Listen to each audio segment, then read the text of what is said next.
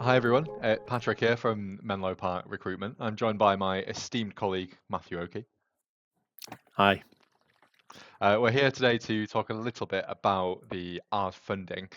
You will all have heard a lot about this over the past few months, well, since October. And we're here to demystify it a little bit, talk Mhm. about our experiences as consultants in primary care who've now worked with tens of PCNs between us, recruited tens of GPs into these PCN roles as well, to talk a little bit about the nuances around it, and what we found, and hopefully offer some insights into how you can best either utilize your funding or look at taking an ARRS role yourself as well. Yeah. Um, we have found overall, I think, a really positive experience of ours, and we feel it's had genuinely quite a positive impact on primary care as a whole. And we're of the belief that moving forwards, it's particularly important for the future of primary care that ours exists, that ours supports GP recruitment, and that it continues to be an alternative route of employment to just taking a traditional salaried GP role, or being a locum in a normal practice. GPs are the engine room of primary care, and ours is the fuel line. So we need to make sure that they stay connected, and Mhm. running behind the scenes to ensure that patient access is kept at an acceptable level, but also that GP workload is kept down and that sufficient staff are in practice and available to support each other as well. Do you want to dig in a little bit deeper, Matt, to what you found about ours and the funding itself? Yeah, I think like if you go back and look at what it was, traditionally it's funded. Well, I mean, it's in the title, the additional roles, so roles outside of general practitioners, and some of those, in fairness, probably most of those have been really vital additions, and they've really managed to streamline a lot of the day for GPs and take a lot of work away from them that historically in more um, traditional, dare I say, archaic general practice, they would have been doing all of that work themselves. But having things like clinical pharmacists and pharmacy technicians to take care of the meds management side of things, having physios to look at the MSK, having mental health to look at mental health, and then even bringing ANPs into the fold as well, I think was really key because they will often take these days a lot of the minor illness, a lot of the sort of quick fix stuff, and free up GPs for the patients that really need to see a GP. So Mhm. traditionally it's funded really important roles. It was very much designed as that. It was designed as a tool belt, I guess, for PCNs, adding new tools or roles in this sense rather than replacing core care from GPs. But we've had this shift since October where GPs have been rolled into that funding, and it has very much been a sticking plaster. It was designed as a stopgap, a stopgap that's gone relatively well. I think even the government, will probably take a win on this one when they look at the numbers of GPs that have been hired. The uptake was obviously pretty slow, but then I think there seemed to be a lot more buy-in from PCNs.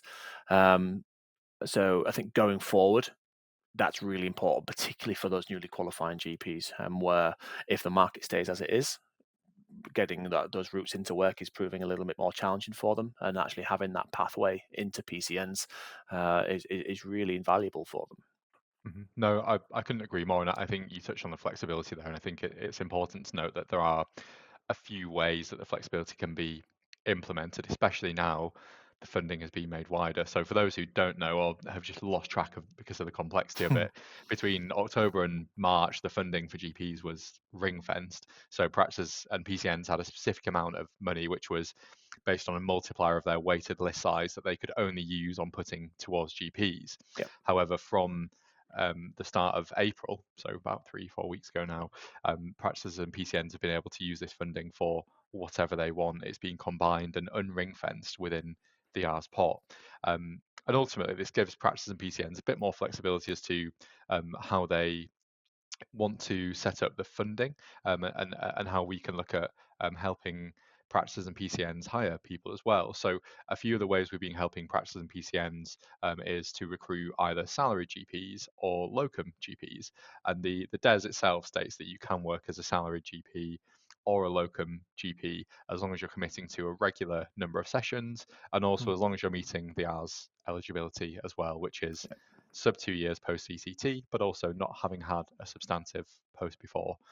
The latter of which is very vague, and we won't get into the nuances of it. But it ultimately means that practices and PCNs can now hire GPs to help out on either an employed basis or a self-employed basis, and we help lots of PCNs on either of those things. Yeah. And obviously, all of this is ultimately going to help with rota gaps, but also patient continuity, burnout of other GPs as well. There are obviously nuances to consider in terms of where those GPs are working, whether that's in one site and seeing all the PCN's patients from one particular practice, or whether they're going to be working over multiple different sites and therefore having a bit less continuity themselves, but still helping out with patient access as well.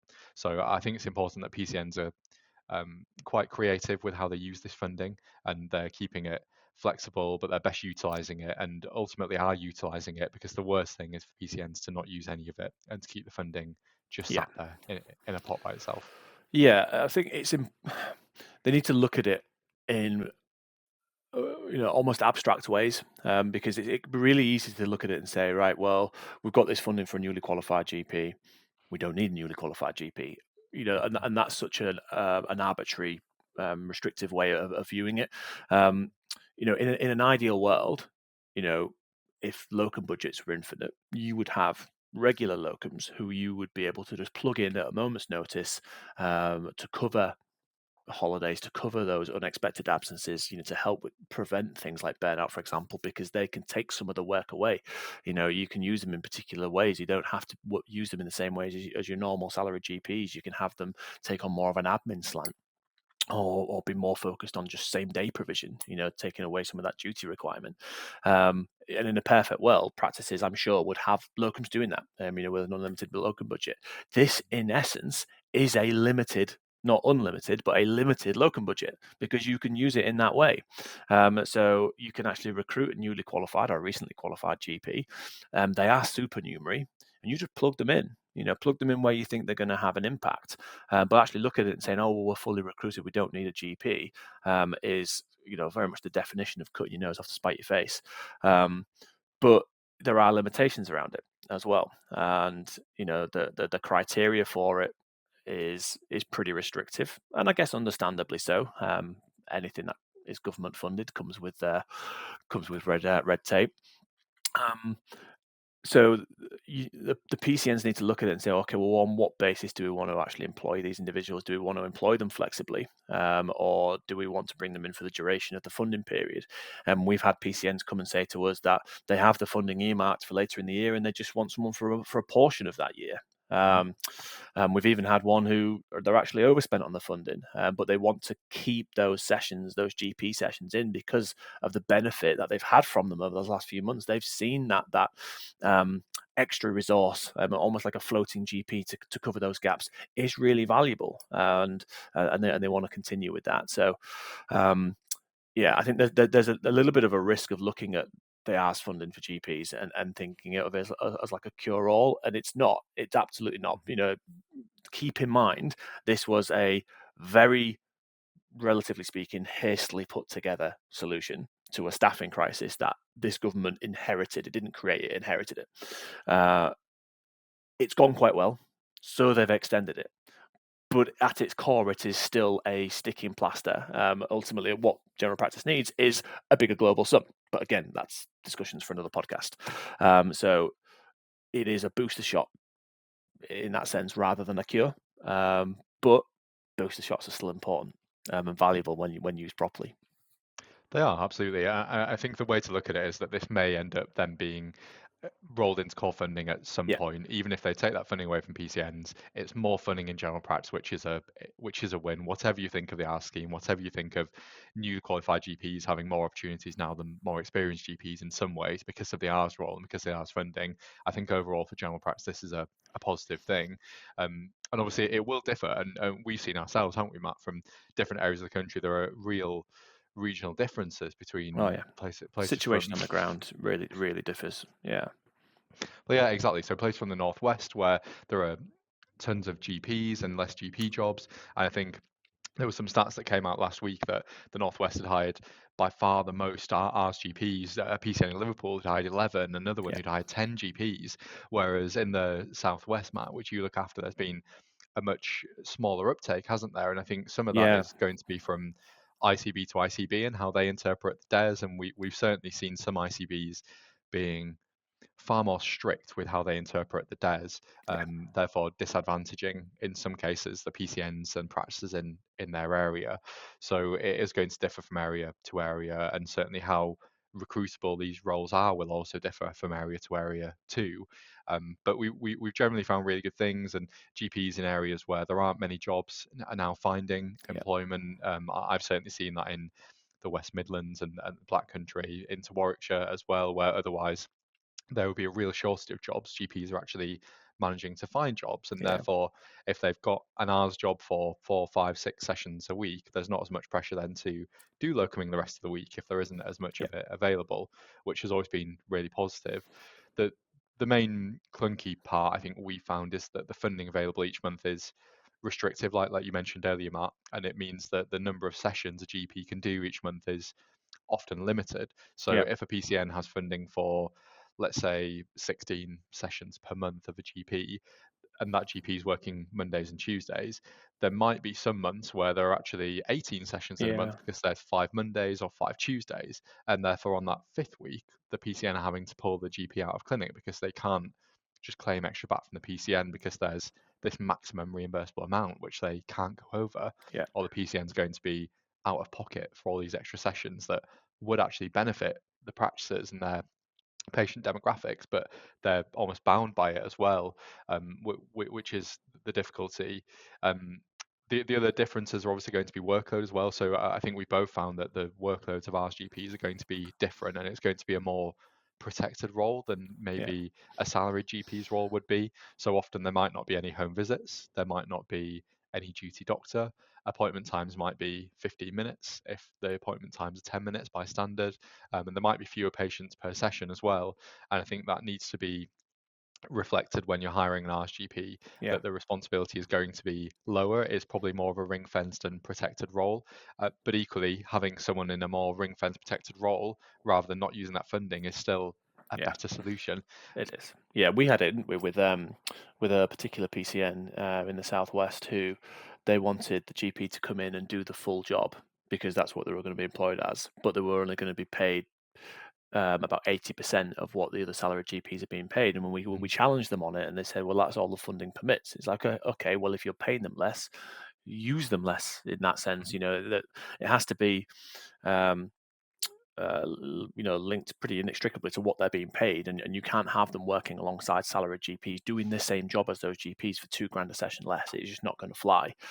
So either supplement it yourself, pay them the going rate, and just have it mostly funded by ours, and have them do the full job. But obviously, it's not an option for a lot of practices where purse strings are pretty tight. So that's where they've had to get really creative and say, okay, well, we're going to need to treat them differently. We're going to need to put more of a boundary in place on what's expected of them from an on-call perspective, or their share of admin or whatever it is. And I think that's been a real challenge for some of them to navigate. Mm-hmm. Yeah, great. And I mean, where they go from here, I think the practice and the PCNs who used the funding in the first time period, that October to March, are almost entirely, in our experience, continuing to use it. Yeah, We've great. obviously had a lot of extensions, and those that manage to recruit themselves again have retained those GPs. We need more of that.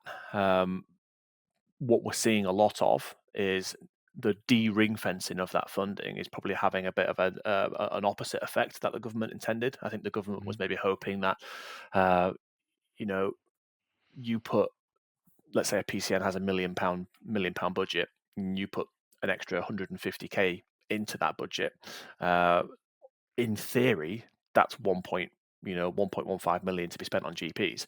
And I think the government thought there'll be some, begging and borrowing from other pots, from like maybe physician associate pots or care coordinator pots or something like that, to try and then recruit more GP sessions. And the opposite actually seems to be happening. Mm-hmm. PCNs are looking at it and going, okay, well, now we have this extra funding, particularly those that haven't used the funding October to March. They're looking at thinking, great, we can just go and recruit more care coordinators, or an extra A&P rather than GPs. So that needs looking at. I think that's going to be a pretty telling issue over the coming months that just wasn't foreseen when that de-ring fencing took place.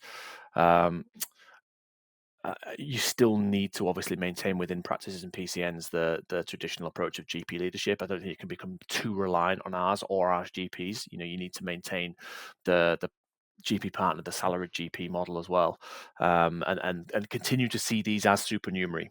And in a way, actually have been able to recruit these extra sessions of GP allows you to continue with that model, because then you have enough money to allocate to your traditional approach of partners and salaried GPs. And it can actually protect that model in that sense.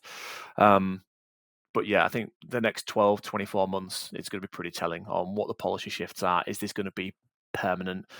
I think much in the same way that general practice needs a long-term contract. It can't just be given year contracts over and over again, as it has been for the last 4 or 5 years. There's just no way to plan long-term or be strategic in any way.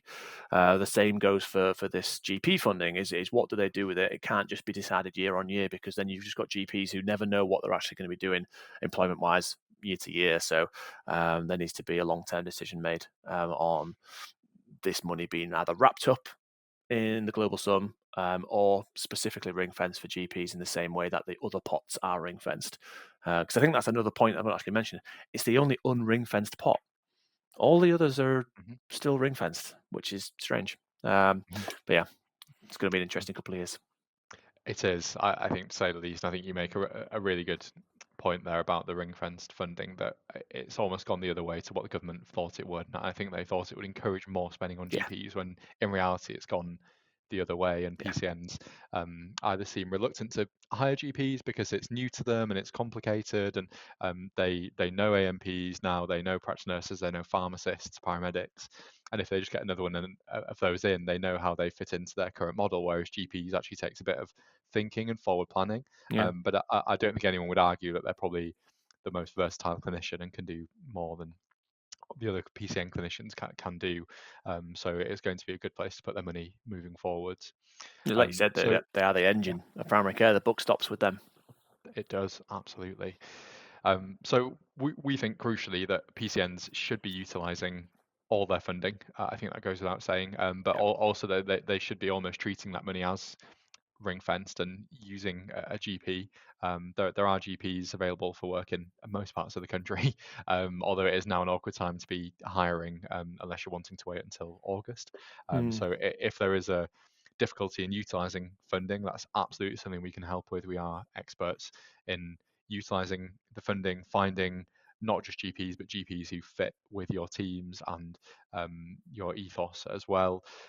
Whether that's on a salaried basis, whether that's a self-employed basis, we can help with either of those. So if you do have any queries about either funding for your PCN, how much you might have, how that might look for hiring a GP, how much that might afford you of a salaried GP, a locum GP. If you're struggling to find them to utilize that funding, we can help with that. If you're wanting to find an RSGP role for yourself and are looking in certain areas, we can also help with that and have connections with tens of PCNs across the country. So if you have any queries, please do get in touch and we will be able to help out. And that's probably all I have time for today. Thanks for joining us. Any questions, get in touch with Matt or I or the team here at Menlo.